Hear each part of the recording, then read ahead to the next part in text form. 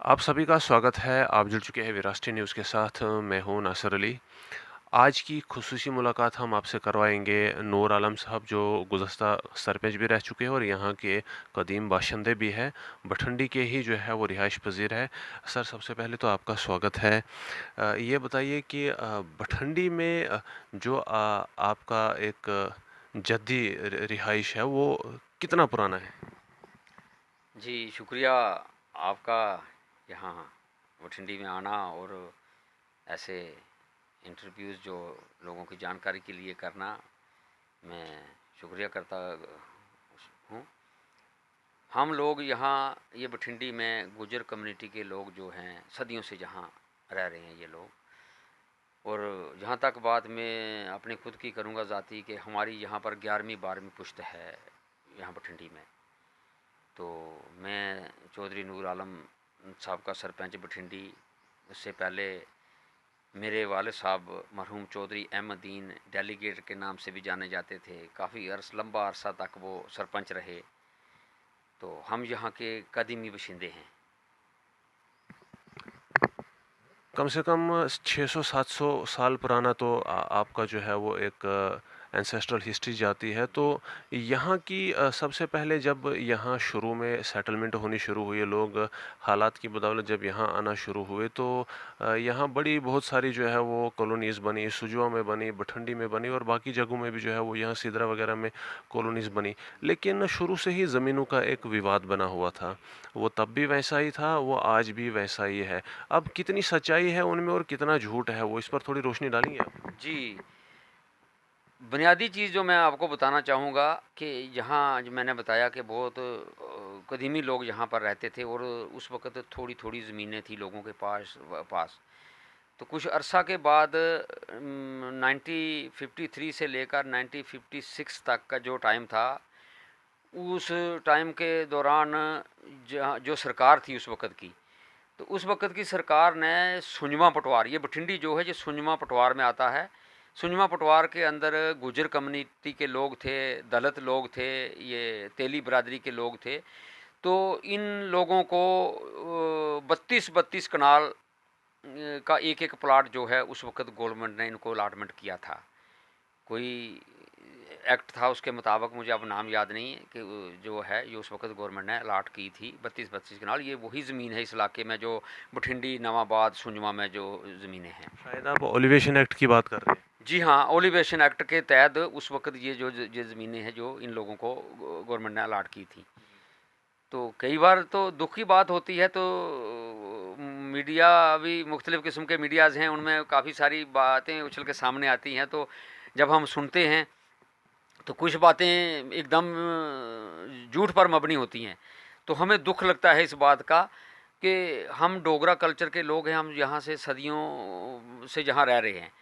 तो जब ये सुनने में आता है जी सुंजमा बठिंडी के लोगों ने जी जंगलात बेच दिया, वहाँ पर जंगलात की ज़मीनों पर कब्जे कर, जब हम सदियों पुराने यहाँ रहने वाले लोग हैं, उस वक्त ज़माने की जो मैंने 1953 की बात की या 1956 तक, तो गवर्नमेंट ने उस वक्त वो इतने इतने प्लाट्स लाट किए, उस पर लोग अपना गुजारा करते थे। तो ये था कि ये गुज्जर कौम जो है, ये इनमें तालीम की बहुत कमी थी। तो कोई ऐसा बड़ा लीडर नहीं था, इनकी इतनी सुनवाई नहीं थी कि ये जो ज़मीनें रेगुलाइज हुई। हालांकि जम्मू कश्मीर के अंदर बहुत सारी का ऐसी कॉलोनीज थी जो रेगुलाइज की गई, मुस्तकल की गई, मगर ये बदकिस्मती से सुंजमा पटवार का जो इलाका है ये रेगुलाइज होने से रह गया। और उससे पहले काफ़ी टाइम पहले ये था कि हमारे बुज़ुर्ग सराते थे, मेरे दादा परदादा, हम सुनते थे उनसे कि किसी ज़माने में ये कपूर सिंह चाड़क हुआ करते थे, ये उनकी मलकीत थी। ये काफ़ी देर तक कपूर सिंह चाड़क और उनके बेटों की ये मलकीत रही है। तो उसके बाद में जंगलात का तो यहाँ कहीं नामो निशान ही नहीं था। अब मुहाफ़िज़ खाना में आप रिकॉर्ड उठा के देखिए, तो रिकॉर्ड में देखो, किसी जगह आपको यहाँ जंगलात जो है नहीं दिखेगा रिकॉर्ड में। ये पहले कपूर सिंह चाड़क की मलकीती थी, उसके बाद ये इन लोगों को गवर्नमेंट ने अलाट की जो थी। जो ज़मीन आप कहते हैं 32-32 कनाल अलाट की, ये उसी कपूर सिंह चाड़क की ज़मीन में से दी है? वो कपूर सिंह चाड़क के पास ये सारी भटंडी सुजवा ये एक ही आदमी की मिल्कियत थी? मेरे ख्याल से आधे से ज़्यादा मलकीत थी इसमें कपूर सिंह चाड़क की। तो कुछ अलावा बाहर भी थी, तो वही ज़मीन थी, तो उसी ज़मीन पर ये लोग, हमारे लोग जो मैंने बताए, गुजर कम्युनिटी के लोग, ये तेली बरादरी के लोग, दलित लोग जो सुजमा पटवार में, ये उसी पर ज़िम्मेदारी करते थे। आपको पता है ये कंडी इलाका है, जब बारिश होगी तो उस पर दारोमदार होता है, जब बारिश ना हुई तो फसल वगैरह भी नहीं बनता था। तो उसी के बीच में अब ये है कि जो ये आप कहते हैं यहाँ पर जो कॉलोनीज़ जो बनी हुई हैं, गरीब लोग थे तो फसल भी कम होता था इस ज़मीन में, तो इन्हीं लोगों ने वो ज़मीन कुछ लोगों को फ्री, थोड़ी 10 मरले, किसी ने 1 कनाल, किसी ने 15 मरले खरीद की हुई है। मैं ये भी दावे से कह सकता हूँ, ये भी सुनने में आता है जी बाहर से लोग आए तो उन्होंने यहाँ पर आकर कब्ज़े कर लिए। एकदम ये झूठ है, किसी बाहर के लोग ने यहाँ पर कब्ज़ा नहीं किया है। उन्होंने, आप जानते हैं बेहतर कि हमारी रियासत जम्मू कश्मीर जो थी वो उसके हालात ठीक नहीं थे, तो कश्मीर से, राजौरी पुंछ से, हमारी रियासत के मुख्तलिफ हिस्सों से लोगों ने जम्मू को सेफ समझा।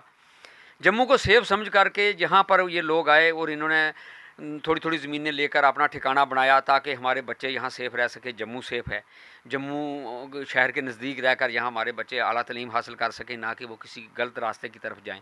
ये चीज़ समझ करके लोगों ने यहाँ पर थोड़ी थोड़ी ज़मीनें खरीदी थी। आज यहाँ पर ये शहर बस गया है। मैं यहाँ का लोकल होने के नाते मैं एक बात आपको कहूँ कि काफ़ी लंबे अरसा तक मेरे वालिद साहब सरपंच रहे, 11 साल तक मैं सरपंच रहा। हम यहाँ के लोकल लोग हैं।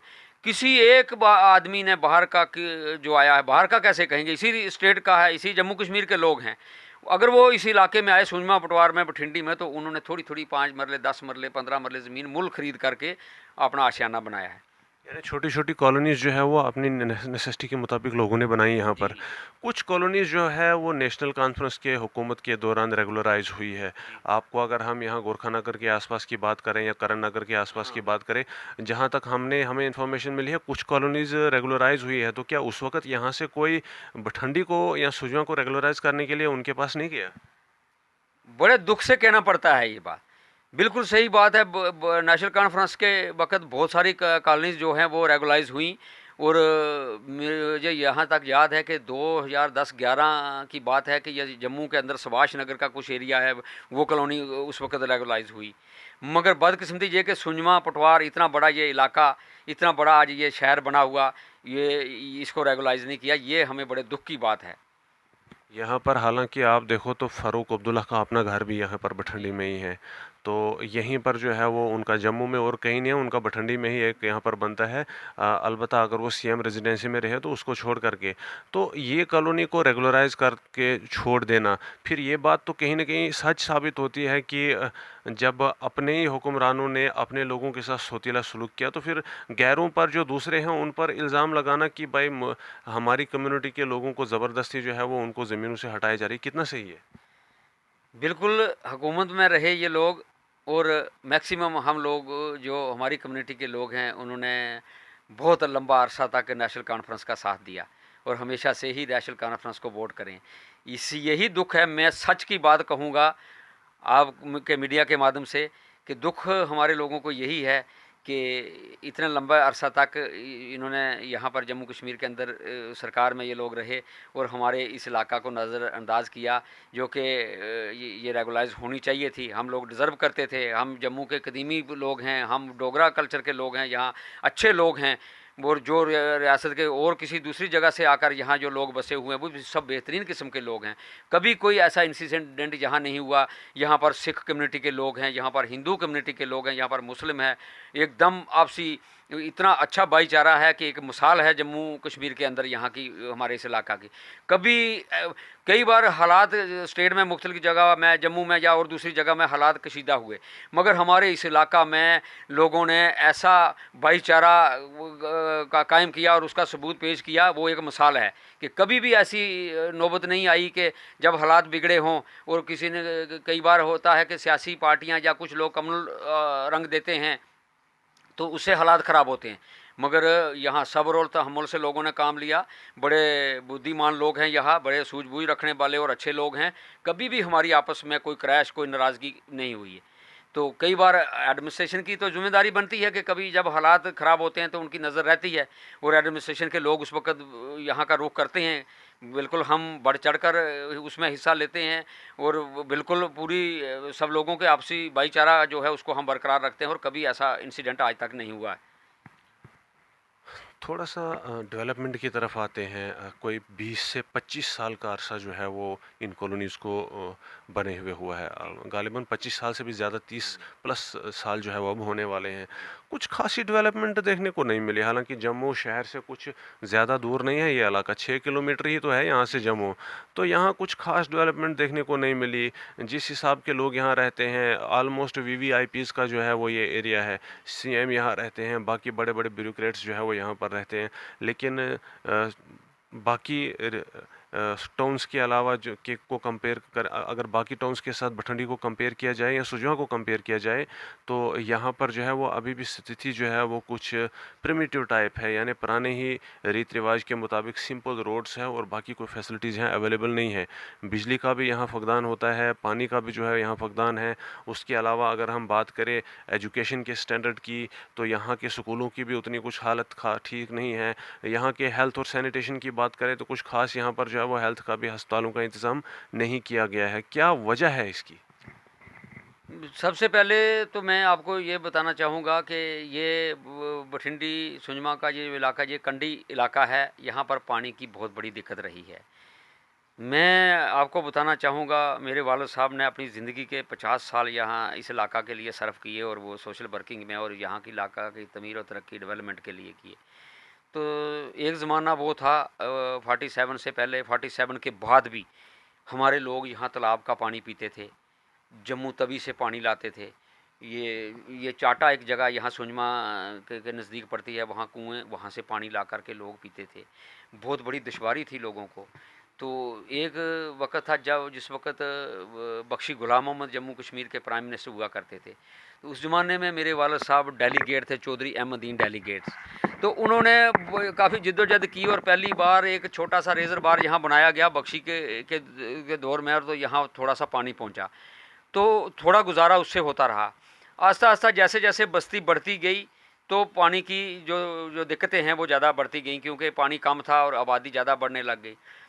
फिर 1977 की बात है, उस वक़्त मास्टर प्लान 76-77 में जब बना, तो उस वक़्त भी यहाँ काफ़ी मेरे वालिद साहब ने जिद्दोजहद की और उस वक़्त नेशनल कॉन्फ्रेंस की हुकूमत थी। उस वक़्त उन्होंने उस वक़्त इन लोगों से अप्रोच की, तो ये मास्टर प्लान जो बठिंडी में और नरवाल में छन्नी तक, सैनिक कॉलोनी तक ये जो पानी गया, तो वो उस वक़्त का वो पानी है। मगर वो उस वक़्त जो आबादी थी उस आबादी के हिसाब से काफ़ी था।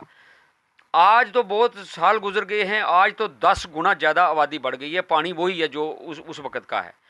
तो इसलिए बहुत कमी रहती है यहाँ पानी की, काफ़ी गुंजान आबादी है, बहुत लोग यहाँ बसे हुए हैं।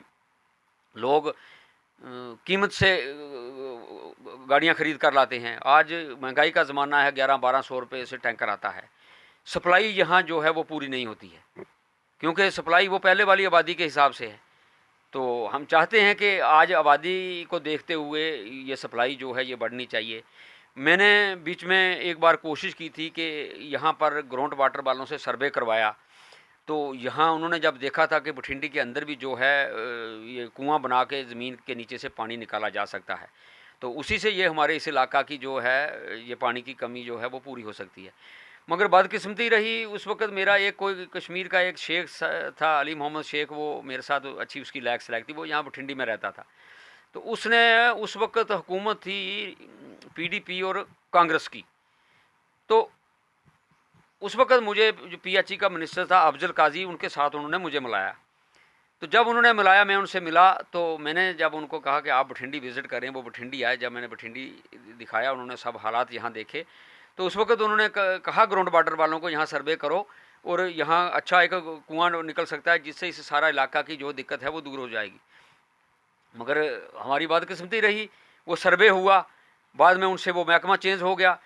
तो ये जो हमारा यहाँ उस कुएं का सरबा हुआ, वो मैं समझता हूँ कि वो सियासत की भेंट चढ़ गया कि किसी मेहरबान लीडर की वजह से वो यहाँ से जो उठाकर उसको दूसरी जगह ले जाया गया, तो हम इस इलाका के लोग उस चीज़ से महरूम रह गए। बिजली का भी वही हाल है यहाँ पर सरपंच साहब। बिजली का तो बिलों का भी बहुत ज़्यादा मसला जो है वो बना हुआ है। गर्मियों में कर्टेलमेंट भी ज़्यादा होती है, सर्दियों में भी होती रहती है, तो उसकी जो है वो भी भरपाई नहीं हो पा रही है। हालांकि बिजली विभाग की बात करें तो उनका जो एक सुतीला सलूक है वो दिन ब दिन बढ़ता ही जा रहा है। चाहे आवाज़ें भी उठें, चाहे प्रशासन तक जो है वो शिकायत भी पहुँचे, लेकिन इसका कोई सलूशन भी जो है वो सामने नहीं आ रहा है। बिल्कुल ये दुरुस्त बात है कि बिजली डिपार्टमेंट की तरफ से जो इस वक्त हो रहा है वो तो एक मैं कहता हूँ कि अंधेर गर्दी जैसी मची हुई है। बहुत सारे लोग यहाँ कंप्लेन करते हैं, बताते हैं जनाब देखो जी, देखो मुझे जी 10,000 बिल आ रहा है जी, मुझे 20,000 बिल आ गया मेरा। गरीब लोग हैं, समझ नहीं आती। आज ये जो स्मार्ट मीटर इन्होंने लगाए हैं, इतना ज़्यादा बिल आ रहे हैं कि एकदम जैसे कोई तानाशाही चल रही है। इतने लोग तंग हैं, लोग कहते हैं जाएं तो जाएं किसके पास, कोई सुनने वाला नहीं है। तो बिजली की कटौती भी है। जब बिल्स की बात करें तो बिल इतने ज़्यादा आते हैं कि जो लोग बर्दाश्त नहीं कर सकते हैं। कुछ लोगों का के पुराने बकाया बिल भी हैं। मैं एलजी साहब से इस वक्त की जो एडमिनिस्ट्रेशन है उनसे मैं अपील करना चाहता हूं कि जितने भी लोग हैं इस इलाका के, जो जिनके पुराने बिल्स हैं, काफ़ी ज़्यादा बिल है, किसी का 1.5 लाख है, किसी का 1 लाख है, लोग नहीं दे पाते हैं। तो मैं ये अपील करना चाहूँगा कि सरकार को चाहिए कि इन लोगों को वो पुराने बिल माफ़ किए जाएं, और जेन्युइन जो जो आज जो स्मार्ट मीटर लगाए हैं इनको भी, इनका भी जो रेट्स हैं वो ठीक तरीके से हों। और मैं ये वादा करता हूँ, और लोग बहुत सारे कहते हैं कि अगर हमारे पुराने बिल्स पास हो जाएं, माफ़ कर दिए जाएं हमारे पुराने बिल, तो हम नए बिल जो हैं आगे से वो हम रेगुलर वो अदा करा करेंगे हर महीने महीने। ये तो ये ऐसा होना चाहिए, क्योंकि वो बहुत बड़ा बोझ है लोगों के ऊपर, लोग बर्दाश्त नहीं कर पाते हैं, लोग दे नहीं पाते हैं। लेकिन वो माफ़ नहीं होते हैं। पीछे एक मामला हुआ था यहाँ परेड में, गरीब बस्ती के लोगों को जो है वो 2-2 लाख, 2.5-2.5 लाख रुपए बिल था उन लोगों का, और उनकी दिहाड़ी लगती है 70-80 रुपए की। वो शाम को खर्चा हो जाता है। तो वो जब वहाँ पहुँचे, जब उन्होंने वहाँ पर एक्सीएन बैठे हुए थे, उनसे कंप्लेंट की, तो उन्होंने कोई भी किसी का भी बिल जो है वो माफ़ नहीं किया है, बल्कि उल्टा जो है वो लोग 2-3 दिन प्रोटेस्ट पर बैठे और फिर वो निराश होकर आखिरकार वापस चले गए। आपको क्या लगता है ये जो माफ़ करने वाली बात है, ये सही में माफ़ किया जा सकता है? बिल्कुल, हुकूमत अगर बड़ा दिल दिखाए, सरकार के लिए कोई बड़ी बात नहीं होती है। मैं पीछे चला जाऊंगा, थोड़ी मैं बात आपको कहना चाहूँगा। ये तो बिजली के बिल्स हैं। देखो रियासत जम्मू कश्मीर थी, जब अब आज यूटी है, यूटी के अंदर कितने बड़े बड़े बिजली के प्रोजेक्ट हैं, जो जम्मू कश्मीर के अंदर जो बिजली यहाँ तैयार की जाती है, यहाँ से सारे हिंदुस्तान में वो बिजली जा रही है। तो जम्मू कश्मीर के लोगों को अगर इसमें रियायत की जाए सरकार की तरफ से, तो ये कोई बड़ी बात नहीं है सरकार के लिए। आप देखिए बहुत सारा वक़्त रहा कि बहुत सारी सरकारें जो होती हैं वो गरीब लोगों की मदद के लिए लोगों को लोन देती हैं, लोगों को हेल्प करती हैं। वो लोग वो लोन अदा नहीं कर सकते हैं, कर पाते हैं। मैं ये कहना चाहूँगा, अटल माननीय में मरहूम अटल बिहारी वाजपेयी जो हमारे मुल्क के प्रधानमंत्री थे, ऐसा शख्स दुनिया में दोबारा कहाँ पैदा हो, उनके ज़माने की बात है तो काफ़ी सारे लोगों के जो कर्ज़ थे वो माफ़ किए उन्होंने। जो बैंक से लोन दिए हुए थे, जो नकदी पैसा दिया हुआ था, वो सरकार ने वो लोगों को माफ़ किया। ये तो बिजली का जो किराया है, ये कौन सी बड़ी बात है इसको माफ़ करना। ये तो हमारे जम्मू कश्मीर के अंदर बिजली तैयार होती है। अगर इसमें सरकार बड़ा दिल दिखाए, तो अगर जम्मू कश्मीर के लोगों की ये बिजली के बिल जो पुराने वो माफ़ कर दिए जाएँ, तो ये कोई बड़ी बात नहीं है सरकार के लिए। सरकार एक हमारे मुल्क की अच्छी और बड़ी सरकार है। सरकार अगर बड़ा दिल दिखाए तो ये लोगों को बहुत राहत मिलेगी इससे। अभी की जो बठंडी की सिचुएशन, बठंडी सुजमा की सिचुएशन हम कहें, या सिदरा की सिचुएशन कहें, या इसका जो नवाही जो इलाके हैं इनके, उसके बारे में एक बहुत बड़ी बात जो है वो निकल कर सामने आ रही है। वो है ड्रग एडिक्शन एंड प्रोस्टिट्यूशन। कहते हैं कि ड्रग्स की सप्लाई जो है वो जगह जगह पर छोटी छोटी फड़ी वाले हों या रेडी लगाने वाले हों या छोटे मोटे जो दुकान हैं उनके पास अवेलेबल रहता हो, और बच्चों को नशीली जो पदार्थ है वो सप्लाई किए जाते हैं। प्लस जो यहाँ पर नौजवान लड़कियों को जो है वो इस वक्त गलत कारोबार में जो है वो फोर्सिबली या फिर ट्रैप करके जो है वो डाला जा रहा है, और ये धंधा जो है वो बिल्कुल ही साए में जो है वो आराम से चलता है। ये कहाँ तक सच है, ये सही है या गलत है?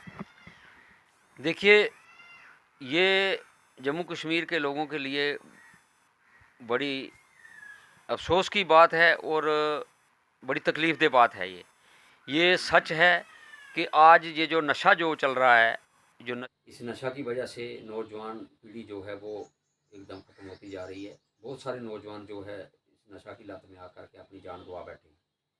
तो आने वाले वक़्त में भी बड़ा इस बात का खतरा है, नौजवान पीढ़ी जो है इस नशा से तबाह हो जाएगी।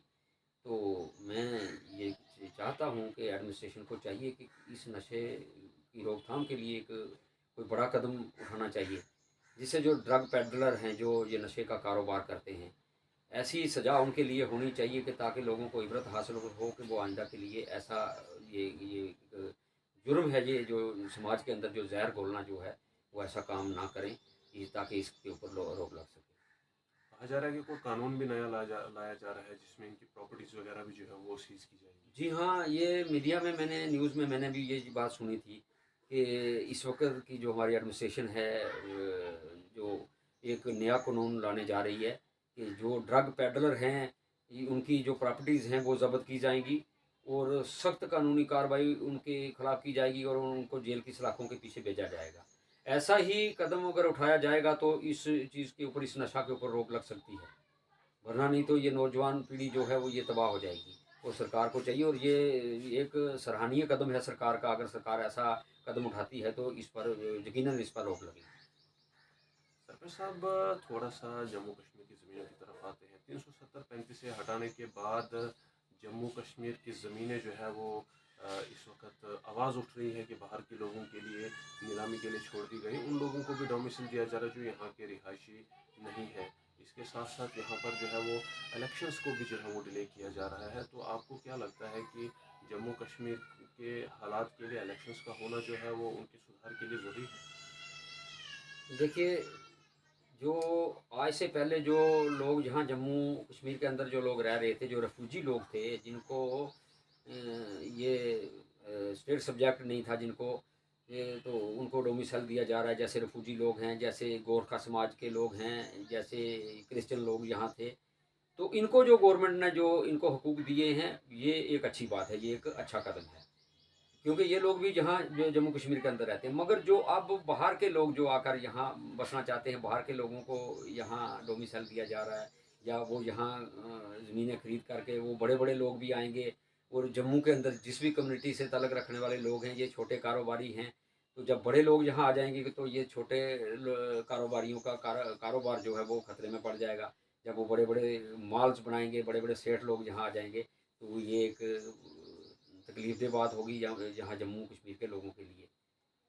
अभी इलेक्शंस का भी जो है वो एक बहुत ज़्यादा जो है वो दबाव डाला जा रहा है जम्मू कश्मीर की तरफ से। अपील है हर पॉलिटिकल पार्टी की तरफ से कि जल्दी से इलेक्शंस करवा करके जो है वो यहाँ कोई हुकूमत चुनी जाए, और जो प्राइम एक नीड है वो रेस्टोरेशन है जम्मू कश्मीर की स्टेटहुड की। हकीकत बात है, ये हर रोज़ मैं न्यूज़ में सुनता हूँ, मीडिया में हम देखते हैं कि हर रोज़ जो भी जम्मू कश्मीर के अंदर छोटी बड़ी पार्टियां हैं, हर रोज़ बयानबाजी यहाँ होती है मीडिया के सामने। हर रोज़ ये मांग रहती है कि जल्दी से जल्दी रियासत जम्मू कश्मीर के अंदर, जहाँ जम्मू कश्मीर के अंदर इलेक्शंस होने चाहिए, ताकि एक अच्छी हुकूमत बने। और यहाँ के लोगों की ये भी डिमांड है कि यहाँ जम्मू कश्मीर को स्टेट हुड का दर्जा मिलना चाहिए।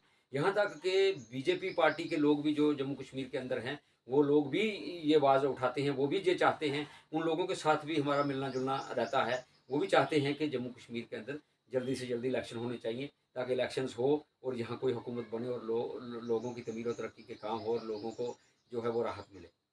शुक्रिया, हमारे साथ बात करने के लिए बहुत बहुत शुक्रिया। सरपंच साहब नूर आलम साहब जो गुज़श्ता सरपंच है भटखंडी से, हमारे साथ अभी तक बातचीत कर रहे थे। कुछ मुद्दे हमने इनसे उठाए और कुछ जानकारी लेने की कोशिश की जो हम आप तक पहुंचाना चाहते थे, लेकिन आपका सुझाव जानना भी बहुत ज़रूरी होगा। कमेंट सेक्शन में अपनी राय ज़रूर रखिए। तब तक के लिए दीजिए मुझे इजाज़त, अपना ख्याल रखिए।